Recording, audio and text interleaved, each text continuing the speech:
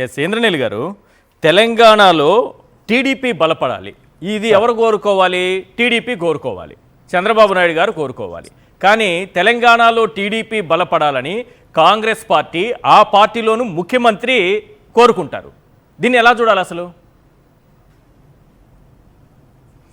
మనకి రాష్ట్ర విభజన ఎప్పుడైతే జరిగిందో, రాష్ట్ర విభజన జరిగిన తర్వాత తెలంగాణలో టీడీపీ పార్టీలో ఉన్న కార్యకర్తలందరూ కూడా బీఆర్ఎస్లోకి ట్రాన్స్ఫర్ అయ్యారు. అంటే బీఆర్ఎస్ నాయకత్వం కూడా ఒకప్పుడు టీడీపీలో ఉంది కాబట్టి మెజారిటీ ఆఫ్ నాయకులు కానీ కేడర్ కానీ మీరు తీసుకుంటే, ఎందుకంటే తెలంగాణలో కాంగ్రెస్ అలాగే ఉండిపోయింది. సో కాంగ్రెస్ కేడర్ కాంగ్రెస్లో ఉంటే టీడీపీ కేడర్ మెజారిటీగా బీఆర్ఎస్లోకి వెళ్ళిపోయారు. కానీ ఆంధ్రప్రదేశ్కి వచ్చేతరకు ఏమైంది అంటే కాంగ్రెస్ కేడర్ అంతా కూడా వైఎస్ఆర్సీపీలోకి వచ్చింది, టీడీపీ అలాగే ఉండిపోయింది.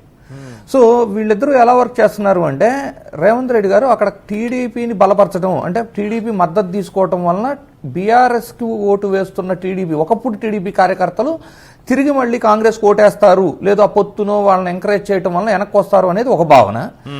ఈ సిచ్యువేషన్ ఎలా ఉంది అంటే సార్, బీజేపీ కాంగ్రెస్ ఈ రెండు కూడా జాతీయ రాజకీయాల్లో బద్ధ శత్రువులుగా కనపడుతూ ఆంధ్రప్రదేశ్ తెలంగాణ రాజకీయాలను మీరు అబ్జర్వ్ చేస్తే, ఇక్కడ ఆంధ్రప్రదేశ్లోనేమో కూటమిలో పొత్తులో ఉండి, అంటే ఎన్డీఏ కూటమిలో పొత్తులో ఉన్న చంద్రబాబు మీకు తెలంగాణ రాజకీయాల్లో కాంగ్రెస్ గెలుపు కోసం టీడీపీ పనిచేస్తుంది. మీకు 2023 అసెంబ్లీ ఎన్నికల సమయంలో కూడా గాంధీ భవన్ దగ్గర టీడీపీ జెండాలు ఎక్కువగా కనబడతాయి. అలాగే మొన్న జూబ్లీ హిల్స్ ఎలక్షన్లో కూడా టీడీపీ బహిరంగంగానే కాంగ్రెస్కు మద్దతు ఇచ్చి పనిచేసింది. అలాగే కాంగ్రెస్ ఏం చేస్తుంది, ఆంధ్రప్రదేశ్లో జగన్మోహన్ రెడ్డి గారి ఓటమి కోసం ఎన్డీఏ కూటమిని గెలిపిస్తుంది. అది కూడా చూడండి, ఇక్కడ రేవంత్ రెడ్డి గారు ఇచ్చిన పార్టీకి ఒకటి షర్మిలా గారిని అధ్యక్షురాలుగా పెట్టి పదే పదే జగన్మోహన్ రెడ్డి గారిని, అంటే సెక్యులర్ ఓటును చీల్చడానికి కాంగ్రెస్ ప్రయత్నించడం ఒక పాయింట్.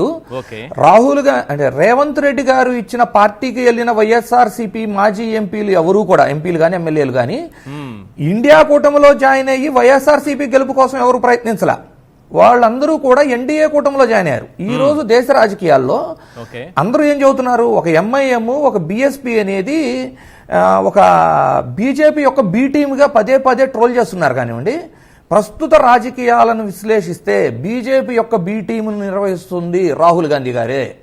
ఇది చాలా క్లియర్. ఎందుకు అంటే ఇండియా కూటమి ఓటమికి కారణం ఎవరు?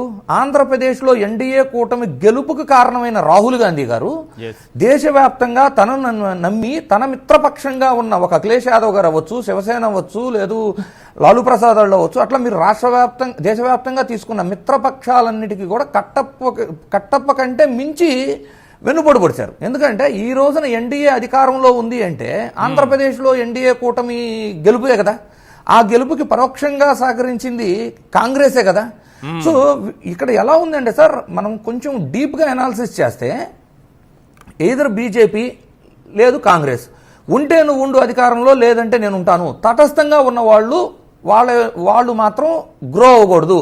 మీరు తటస్థంగా ఉన్న వాళ్ళని కూడా చెక్ చేసుకోండి. ఎవరుంటారు? ఒకటి జగన్మోహన్ రెడ్డి గారు ఉంటారు, 2 కేసీఆర్ గారు ఉంటారు, 3 నవీన్ పట్నాయక్ గారు ఉంటారు, అప్పుడు ఇండియా కూటమిలో ఉన్న ప్రెసిడెంట్ కేజ్రీవాల్ గారు ఉంటారు. ఈ నలుగురి మీద రకరకాల మోసాలు, దాడులు, అక్రమ కేసులు ఇవన్నీ పెడుతున్నా కూడా ఎల్ఓపిగా ఉండి, అంటే లీడర్ ఆఫ్ అపోజిషన్ పార్లమెంట్లో ఉండి ఈ నలుగురికి మద్దతుగా కానీ ప్రభుత్వానికి వ్యతిరేకంగా కానీ ఒక్క మాట కూడా మాట్లాడరు. అంటే ఎందుకు మాట్లాడరు? ఈ 4 స్టేట్స్లో కూడా తీసుకోండి, ఒకటి ఆంధ్రప్రదేశ్ అవ్వచ్చు, లేదు ఢిల్లీ అవ్వచ్చు, పంజాబ్ అవ్వచ్చు, మీకు తెలంగాణ అవ్వచ్చు, ఒరిస్సా అవ్వచ్చు, ఈ ఎక్కడ ప్రాంతీయ పార్టీకి నష్టం జరిగినా ఆ లబ్ధి పొందేది ఎవరు? అయితే బీజేపీ లబ్ధి పొందింది, లేదు కాంగ్రెస్ లబ్ధి పొందింది. అంటే వీళ్ళు ఎలా వ్యవహరిస్తున్నారు అంటే తటస్థంగా ఉన్న పార్టీలు బతకూడదు అనే విధంగా ఒకటి వ్యవహరిస్తున్నారు.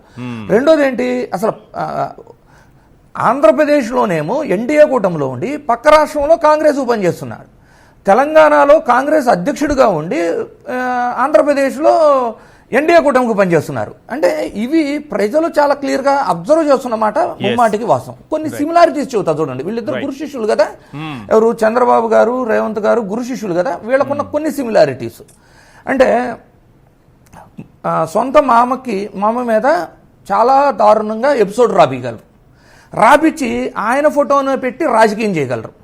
ఇక్కడ రేవంత్ రెడ్డి గారు బలిదేవత అని పిలిచి ఆమె పార్టీలోనే జాయిన్ అయ్యి సీఎం అవ్వగలరు, మళ్ళీ ఫోటో పెట్టి రాజకీయం చేయగలరు. రెండోది, తల్లిని తిట్టి, అంటే నా తల్లిని తిట్టించారు అనే విధంగా ఇది ఇప్పుడు రామారావు గారు చెప్పిన ఇవన్నీ కూడా మనం చెప్పినవి కాదు సార్, కొత్తగా సృష్టించినవి కూడా కాదు. ఒకప్పుడు రామారావు గారు చెప్పారు, మధ్యలో పొత్తులో లేనప్పుడు పవన్ కళ్యాణ్ గారు చెప్పారు నా తల్లిని తిట్టించారు అని. ఆయన వెళ్ళి మళ్ళీ చంద్రబాబుతో పొత్తు పెట్టుకుంటారు, పొగుడుతారు. ఇక్కడ రాహుల్ గాంధీ గారి తల్లిని తిట్టిన తర్వాత కూడా అధికార దాహంతో, ప్రతీకారంతో, అంటే జగన్మోహన్ రెడ్డి గారి వల్లనే అధికారం పోయింది 2014లో అనే ఒక భావన పెరిగిపోయి తన తల్లిని తిట్టిన వాళ్ళకి సీఎం పదవి ఇస్తారు, వాళ్ళతో కలిసి ట్రావెల్ చేస్తారు. ఈ రాజకీయాలు ఎలా ఉన్నాయండి సార్?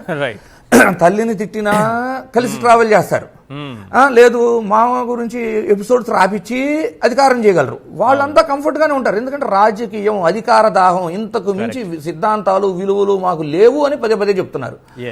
ఒకటి, ఓటుకు నోటు కేసులో ఇద్దరు ఉండారు. సరే, ఒకళ్ళనైతే మనం లైవ్ లో చూసాం. వాళ్ళు ఏం చెప్తున్నారు, ఆ కేసు నడిచినప్పుడు అప్పటికి లంచం ఇవ్వటం నేరం కాదు అని వాదన. ఆ వాదంతోనే ఇప్పటికి కేసు నడుస్తుంది.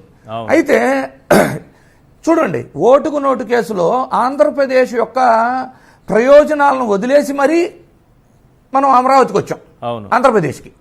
ఇప్పుడు కూడా రేవంత్ రెడ్డి గారు ఏం చెప్పారు, చంద్రబాబు గారితో మాట్లాడి రాయలసీమ ఎత్తిపోతలను ఆపించా అన్నారు. ఇప్పటిదాకా దాని మీద స్టేట్మెంట్ ఉండదు. ఈ రోజు కూడా రేవంత్ రెడ్డి గారు ఇచ్చే స్టేట్మెంట్, మొన్న జూబ్లీ హిల్స్ ఎలక్షన్ లో రామారావు గారి విగ్రహం ప్రతిష్ఠిద్దామన్నా, ఖమ్మం వెళ్ళి రామారావు గారి గురించి మాట్లాడుతున్నా, కమ్మ సామాజిక వర్గపు ఓట్లని కాంగ్రెస్ వైపు తిప్పుకోవాలనే ఉద్దేశంతో మాట్లాడుతున్నారు తప్పితే ఇంకో ప్రాబ్లం ఏంటంటే సార్, తెలంగాణలో కాంగ్రెస్ లో తెలంగాణ కాంగ్రెస్ వర్సెస్ టీడీపీ కాంగ్రెస్ అనేది ఒక వార్ నడుస్తుంది, internal war. Telangana Congress versus TDP Congress. చూడండి, ఒక ఫేమస్, అంటే చంద్రబాబు గారి కనుసన్నల్లో నడిచే ఒక మీడియా ఛానల్ అక్కడ రేవంత్ రెడ్డి గారికి, ముఖ్యమంత్రి గారికి ఫేవర్ గా రాస్తుంది, డిప్యూటీ సీఎం బట్టి గారి గురించి వ్యతిరేకంగా రాస్తుంది. Old Congress versus TDP Congress నడుస్తుంది. ఇదంతా కూడా sir hot line Jaganmohan Reddy గారు చెప్పింది ముమ్మాటికి వాస్తవం. రైట్, కొండరాజు గాంధీ గారు. ఈశ్వర్ గారు, ఖచ్చితంగా ఇంద్రనీల్ గారు చెప్పినటువంటి ఒక మాటతో నేను పూర్తిగా ఏకీభవిస్తాను. చంద్రబాబు నాయుడు గారు రాజకీయంగా ఆయన ఎంత టాలెంటెడ్ అంటే, కాంగ్రెస్ పార్టీలో ఒరిజినల్ కాంగ్రెస్ ఒకటి ఉంటది, చంద్రబాబు నాయుడు గారి సి కాంగ్రెస్ ఒకటి ఉంటది, బీజేపీలో ఒరిజినల్ బీజేపీ ఒకటి ఉంటది, సి బీజేపీ ఇంకోటి ఉంటది. అది చంద్రబాబు నాయుడు గారి బీజేపీ, చంద్రబాబు నాయుడు గారి కాంగ్రెస్.